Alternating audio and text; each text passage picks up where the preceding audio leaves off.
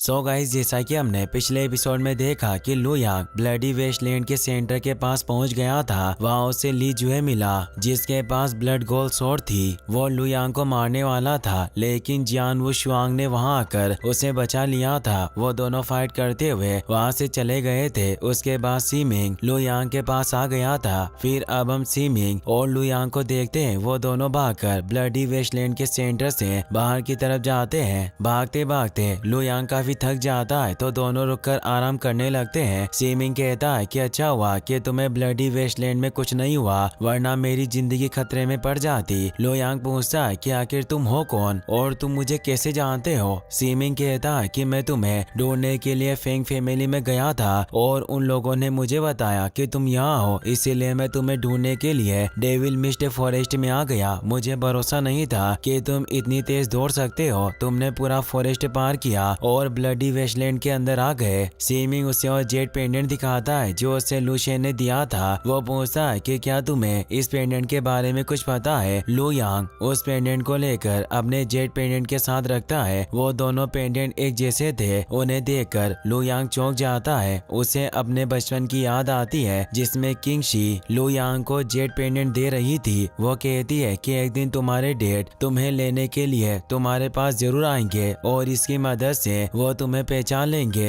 इन सब बातों को याद करके लू यांग सोचता है कि क्या ये मेरे डैड है, लेकिन इसकी उम्र अभी काफी कम है, ये मेरे डैड नहीं हो सकते। सीमिंग कहता है कि मैं वेस्ट डोमेन की लव फैमिली का मेंबर हूँ। मेरा नाम लूसी मिंग है। तुम्हारे डैड हमारी लव फैमिली के पेट्रियार्क हैं। उनका नाम लू शेन टोंग है। उन्होंने मुझे ये जेड पेंडेंट देकर तुम्हें ढूंढने के लिए भेजा था। मैं तुम्हें वापस उनके पास ले जाने के लिए आया हूँ। यह सुनकर लू यांग चौंक जाता है। वो पूछता है कि क्या तुम उसी लव फैमिली की बात कर रहे हो जो वेस्ट डोमेन को रूल यानी राज करती है। सीमिंग कहता है कि मैं उसी फैमिली की बात कर रहा हूँ। वो वेस्ट डोमेन को रूल करती है और तुम्हारे डैड लूशेन से पहले ब्लेड मास्टर हैं जो 60 साल की उम्र से पहले ही स्वॉर्ड आर्ट रियल में पहुँच गए। उन्होंने हेशान सिटी की फेंग फैमिली के पास मुझे भेजा ताकि मैं तुम्हें और तुम्हारी मॉम किंग शी को वापस उनके पास ले जा सकूं। लेकिन फेंग फैमिली के लोगों ने मुझे बताया कि बहुत वक्त पहले ही तुम्हारी मॉम की डेथ हो गई। इससे मुझे बहुत दुख हुआ। यह सुनकर लू यांग को अपने बचपन की याद आती है जब वो अपनी मॉम के मेमोरियल देख रहा था, लेकिन किंग होंग ने किंग शी का मेमोरियल नीचे गिरा दिया था। लू यांग उसके मेमोरियल को लेकर रोने लगता है। इन सब बातों को याद करके लू यांग को बहुत गुस्सा आता है। वो कहता है कि अगर मेरे डैड इतने ज्यादा पावरफुल हैं तो उन्होंने पहले तुम्हें यहाँ क्यों नहीं भेजा। उन्होंने मेरी मॉम के मरने का इंतजार क्यों किया। सीमिंग कहता है कि मुझे इसके बारे में कुछ पता नहीं है, लेकिन मैं कह सकता हूँ कि लूशेन की अपनी मजबूरियां रही होगी। उन्होंने मुझे बस तुम्हें घर वापस लाने के लिए यहाँ भेजा है। अब फेंग फैमिली में तुम्हारे लिए कोई जगह नहीं है, इसीलिए तुम मेरे साथ चलो। जब तुम अपने डैड की प्रोटेक्शन में रहोगे तो कोई भी तुम्हें छूने की हिम्मत नहीं करेगा। लू यांग पूछता है कि अगर मैं तुम्हारे साथ आने से मना कर दूं तो क्या तुम जबरदस्ती मुझे अपने साथ ले जाओगे। सीमिंग कहता है कि तुम्हारे डैड वेस्ट डोमेन के रूलर हैं, तो तुम उनके पास अपने घर क्यों नहीं जाना चाहते। लू यांग कहता है कि मुझे इसके बारे में कुछ नहीं पता, मैं बस उनके पास नहीं जाना चाहता। मुझे पहले नहीं पता था कि मेरे डैड कौन है, तब मैं उनके बारे में और ज्यादा जानना चाहता था, लेकिन अब अचानक मैं उनके बारे में नहीं जानना चाहता। मैं सिर्फ उनसे ये पूछना चाहता हूँ कि उन्होंने इतने सालों तक मुझे और मेरी मॉम को अकेला क्यों छोड़ा। सीमिंग कहता है कि मुझे इसके बारे में भी कुछ नहीं पता, तुम मेरे साथ चलो, फिर खुद उनसे सवाल पूछ लेना। लू यांग कुछ सोचने लगता है। वो कहता है कि मैं तुम्हारे साथ वापस चलने के लिए तैयार हूँ, लेकिन मैं अभी यहाँ से कहीं नहीं जा सकता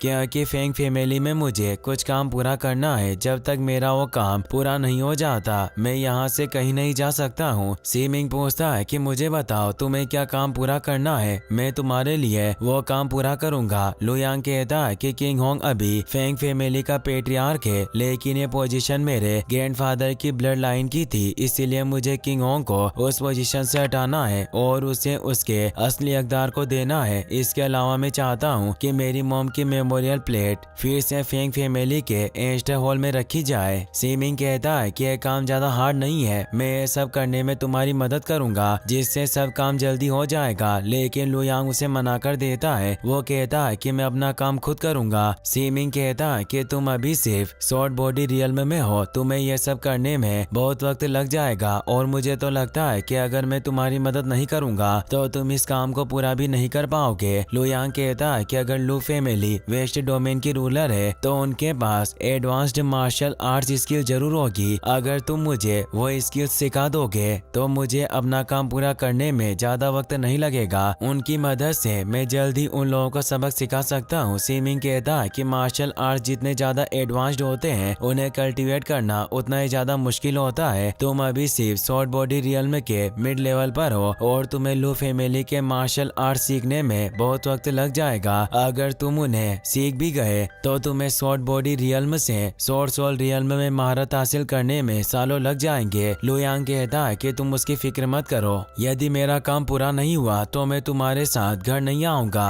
अगर तुम मुझे सिखाना नहीं चाहते हो तो मेरी एक छोटी सी मदद कर दो, मुझे इस ब्लडी वेस्टलैंड से बाहर निकाल दो और फेंग फैमिली से मेरी जान बचा लो। उसके बाद तुम अकेले घर जा सकते हो क्योंकि मैं फेंग फैमिली के मार्शल आर्ट से भी अपना काम पूरा कर सकता हूँ। इसमें थोड़ा ज्यादा वक्त लगेगा मगर मैं अपने काम को पूरा किए बिना हार नहीं मानूंगा। जब मेरा काम पूरा हो जाएगा तो मैं खुद वेस्ट डोमेन की लू फैमिली में आकर अपने डेट को ढूंढ लूंगा। सीमिंग सोचता है कि लू यांग के बिना मैं अकेला वापस नहीं जा सकता हूँ, मुझे इसकी मदद करनी होगी। वो लू यांग से कहता है कि तुम लू शेन के बेटे हो और तो और तुम्हारे अंदर लू फैमिली के मार्शल आर्ट्स को सीखने की काबिलियत भी होगी, इसलिए मैं तुम्हें मार्शल आर्ट सिखाऊंगा। मैं भी देखता हूँ कि तुम मार्शल आर्ट्स में महारत हासिल कर सकते हो या नहीं, लेकिन मेरे पास ज्यादा वक्त नहीं है, इसलिए हम दोनों एक डील करते हैं। अगर तुम एक महीने में मार्शल आर्ट्स में महारत हासिल नहीं कर पाए तो तुम्हें बिना कुछ कहे सबसे पहले मेरे साथ लू फैमिली में चलना होगा और जब तुम पावरफुल बन जाओगे तो तुम वापस आकर अपना काम पूरा कर सकते हो। लू यांग इसे चैलेंज के रूप में देखता है और इसके लिए मान जाता है। दोनों डेविल मिस्ट फॉरेस्ट से बाहर की तरफ जाते हैं। सीमिंग कहता है कि डेविल मिस्ट फॉरेस्ट में बहुत सारी इविल स्पिरिट रहती है, तुम उन सब से बचकर ब्लडी वेस्टलैंड के सेंटर के पास कैसे पहुंच गए? लू यांग कहता है कि मुझे इसके बारे में कुछ पता नहीं है, मुझे फॉरेस्ट में बहुत सारी इविल स्पिरिट मिली लेकिन वो सब मुझे देखकर डर रहे थे और मुझसे दूर भाग रहे थे। यह सुनकर सीमिंग हैरान हो जाता है। वो कहता है कि नामुमकिन है, मैंने कभी नहीं सुना था कि इविल स्पिरिट्स को डराया भी जा सकता है, ये काफी अजीब बात है। तभी एक डीमन बेयर वहां जाता है। सीमिंग अपनी सोड निकालने लगता है लेकिन लू यांग को देखकर वो बेयर डर जाता है और वहां से भाग जाता है। ये देखकर सीमिंग दंग रह जाता है। लू यांग कहता है कि ब्लड रेड लाइट में डूबी हुई उस जगह में मुझे दो पावरफुल सोड किंग्स मिले, वो हवा में उड़ते हुए